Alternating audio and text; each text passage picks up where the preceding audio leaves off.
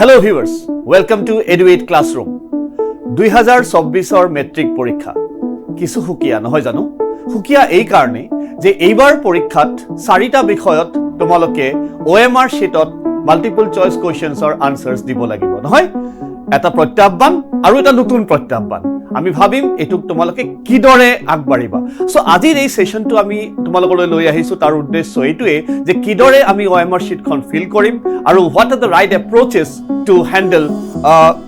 an examination having OMR sheet. So প্ৰথমতে তোমালোকে এটা বস্তু মন কৰিবা এখন হ'ব তোমালোকৰ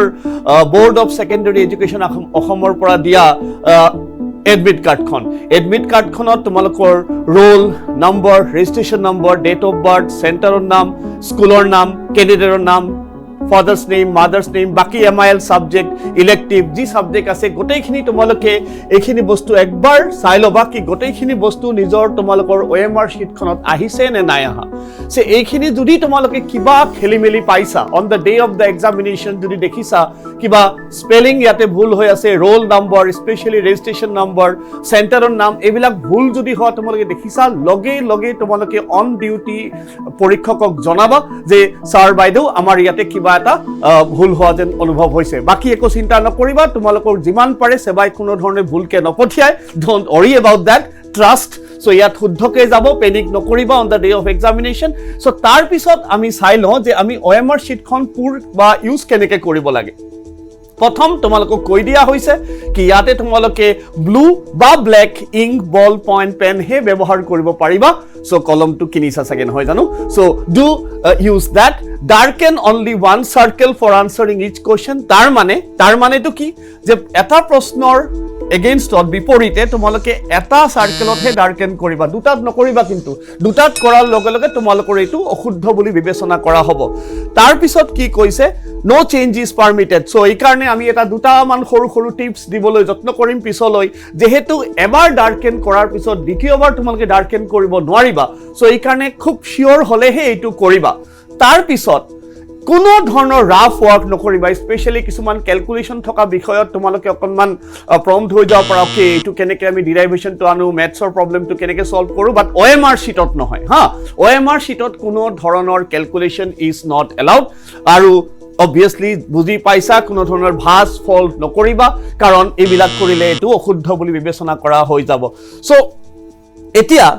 এতিয়া আমি এটা বস্তু চাব খুজিছো কি আমি যেতিয়া প্ৰশ্নখন OMR sheetখন পাম আমি তাক কিদৰে সলভ কৰিম আমি এটা স্পেচিমেন চাব বিচাৰিছো এটা উদাহৰণ স্বৰূপে আমি কেইটামান প্ৰশ্ন তাক আমি কিদৰে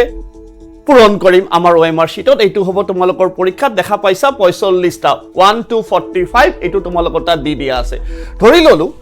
আমাৰ দুই ধৰণে এপ্ৰোচ হ'ব পাৰে বাট আমি এটা এপ্ৰোচ তোমালোকৰ লগত শেয়াৰ কৰিব বিচাৰিছো যত আমি কম প্ৰথমতে তোমালোকে প্ৰশ্ন কাকতখনত উত্তৰ কিটা টিক মাৰ্ক কৰি লোৱা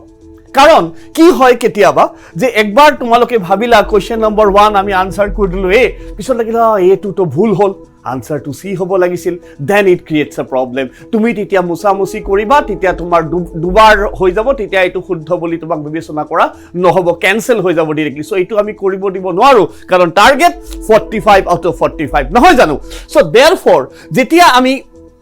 question paper খন পঢ়িম ভালকে অপশনস কিটা পঢ়িবা খদাই আমি কো এলিমিনেশন প্রসেস ইউজ কৰিবা the story a letter to god is all about এটা एग्जांपल হিচাপে লৈছো ইটো